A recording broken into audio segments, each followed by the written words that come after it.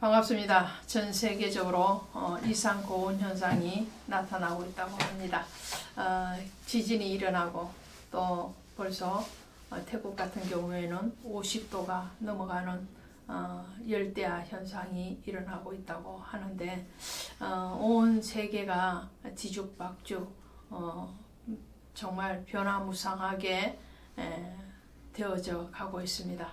마지막 때 주님이 오실 날이 점점 가까워 오는 어떠한 한 현상이 아닐까도 생각이 되어집니다. 자, 오늘 사도행전 16장 가도록 하겠습니다.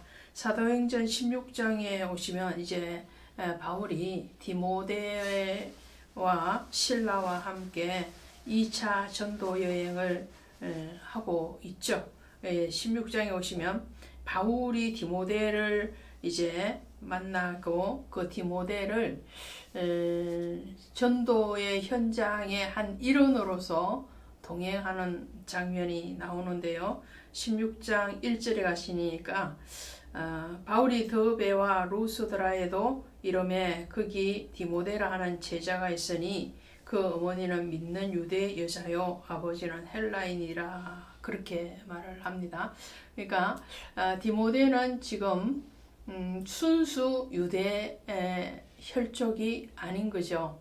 어머니는 유대인이지만 아버지는 헬라인이기 때문에 이방인에 가깝다 할 수 있겠습니다. 그런 디모데를 바울의 전도에 투입이 되어지기까지 바울은 디모데에게 할례를 행하게 합니다. 그 할례를 행하게 하니 이는 그 사람들이 그의 아버지는 헬라인인 줄을 알미니라 그랬어요. 이 할례의 문제에 대해서는 이미 15장 예루살렘 총회 때에 할례를 행하지 않아도 된다라고 믿음으로 유대인이나 이방인이나 차별 없이 구원을 받는다라고 결론을 내었습니다. 그럼에도 불구하고 디모데에게 할례를 행하게 하는 것은 이방인들 뿐만 아니라 유대 사회에서 전도의 효과를 극대화시키기 위한 하나의 특단의 조치가 된 것이죠.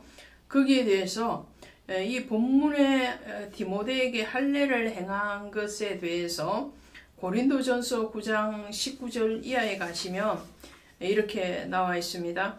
내가 모든 사람에게서 자유로우나 스스로 모든 사람에게 종이 된 것은 더 많은 사람을 얻고자 함이니라. 내가 유대인에게 유대인과 같이 된 것은 유대인을 얻고자 할 뿐이요. 율법 아래 있는 자에게는 내가 율법 아래 있지 아니하나 율법 아래 있는 자같이 된 것은 율법 아래 있는 자들을 얻고자 함이니라. 이렇게 쭉 말을 하는 것은 이 바울의 사상 그리고 바울의 복음의 전도자로서의 마음과 그의 삶의 초점이 어디에 있는가에 대해서 너무나도 잘 나타내고 있죠. 그러니까 바울은 한 영혼을 구원하기 위해서는 자기가 어떠한 처지와 환경에도 적응할 준비가 되어 있다 이런 말을 하는 거죠.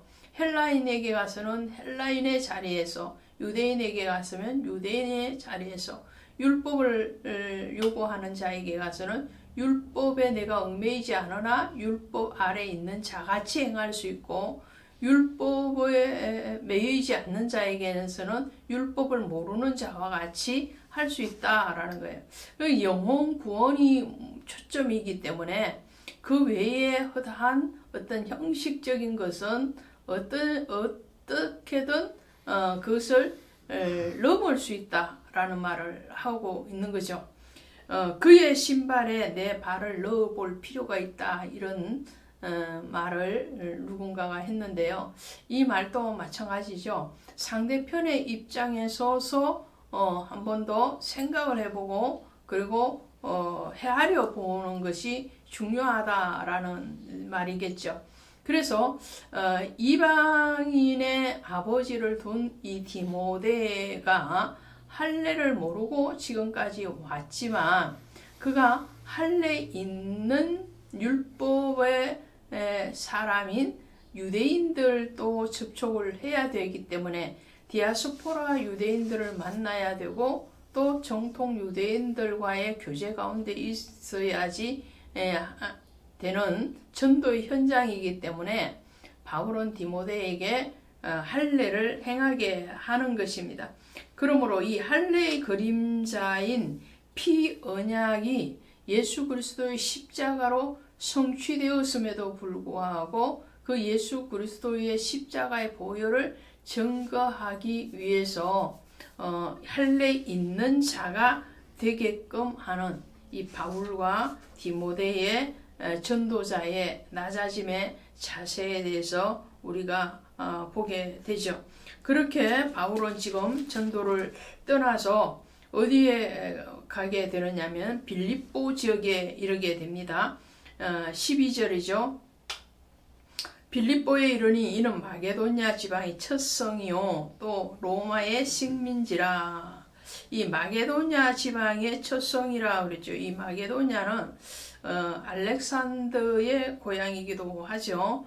그런 빌립보 지역에 가서 전도를 하다가 누구를 만나게 되느냐 하면은 두아디라시에 있는 자색 옷감 장사 하나님을 섬기는 누디아라는 한 여자를 만나서 그 여인에게 복음을 전하고 그리고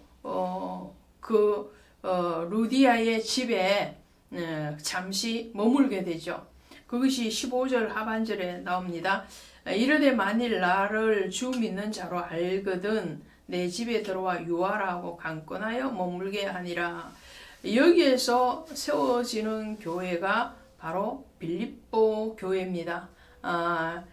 유럽의 첫 교회라고 할 수 있죠. 그리고 이 레아폴리라는 지역인데요. 이 11절 하반절에 가니까 이튿날 레아폴리에 가고 이 레아폴리는 새로운 도시, 최초의 도시라는 뜻을 가지고 있고 바울의 2차 선교 여행의 지이죠.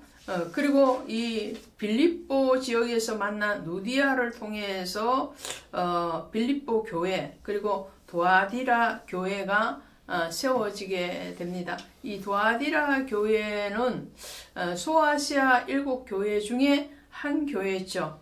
그리고 그곳에 대해서 주님은 믿음과 인내에 대해서 칭찬을 하는 말씀이 계시록 2장 19절에 나오고 있습니다.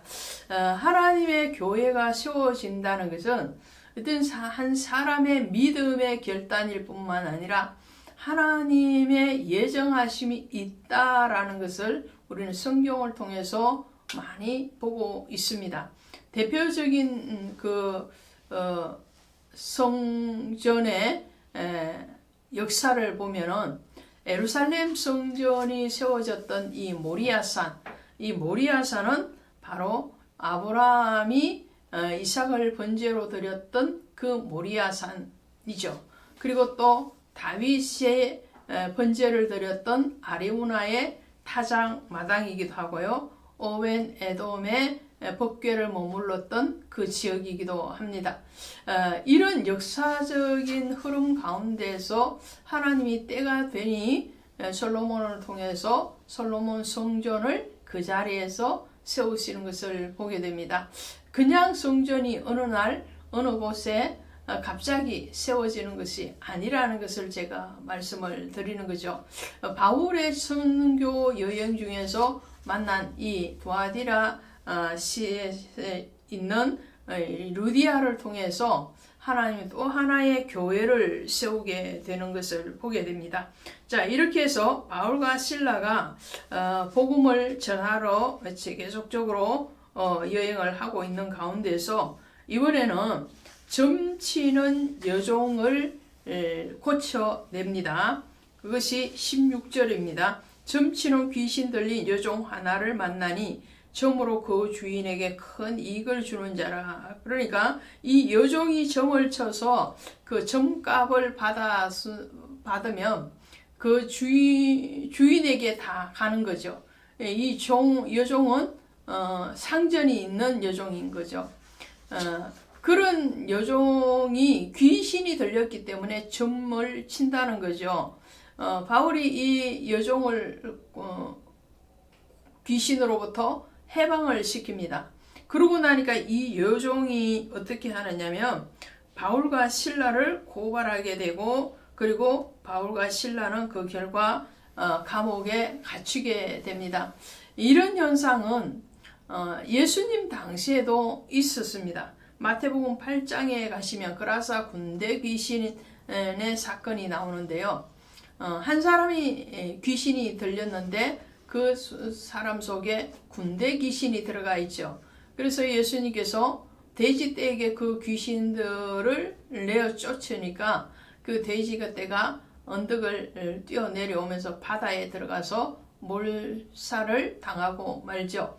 근데 그 군대 귀신이 들어가서 죽은 돼지떼가 2,000여 마리나 되었다 했습니다. 그러고 나니까 그 지역의 사람들이 예수님을 그 마을에서 떠나라고 말을 하거든요.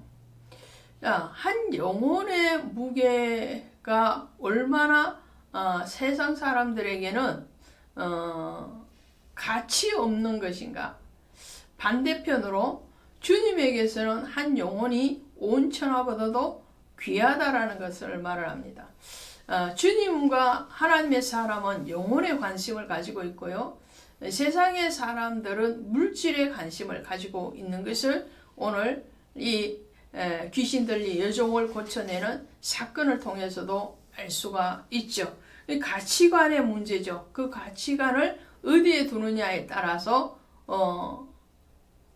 삶의 방향이 달라질 뿐만 아니라 그들의 소유하는 이 땅과 하늘이 다르다는 것을 보게 됩니다. 자, 그 감옥에 억울하게 붙잡혀서 갇혀 있는 상황임에도 불구하고 바울과 실라는 그 속에서 기도하고 하나님을 찬양합니다. 그럴 때에 또 한 번의 기적이 일어나죠. 옥문이 다 활짝 열리게 됩니다. 그 옥문이 다 열린 것을 보고 간수장이가 자결을 하려고 할 때에 바울과 실라가 우리는 도망가지 않고 여기 있다 라고 말을 할 때에 간수장이는 감동을 받습니다. 충분히 도망을 갈 수 있는 탈옥을 할 수 있는 그런 상황임에도 불구하고 탈옥하지 않는 바울과 실라 또 제수들에 대해서 간수장이는 내가 어떻게 하여야 구원을 받을 수 있는가에 대한 문제로 옮겨갑니다.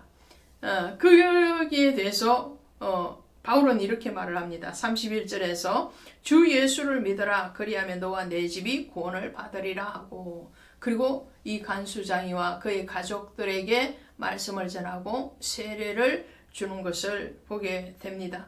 자, 오늘 바울은 디모데를 만나고 실라를 만나서 전도를 하면서 정말 하나님이 예정하신 그 영혼을 찾아갈 뿐만 아니라 온 천하보다도 귀한 그 영혼을 구원하기 위해서는 어떤 현실적인 문제를 맞닥뜨리고 거기에 대해서 도피하지 않는 정면 돌파를 하고, 그리고 영혼 구원을 위해서라면 그들의 입장에서 자신을 낮출 뿐만 아니라 동료인 디모데에게 할례까지 행하는 그런 결단력 있는 신앙, 행동하는 신앙을 또 보게 됩니다.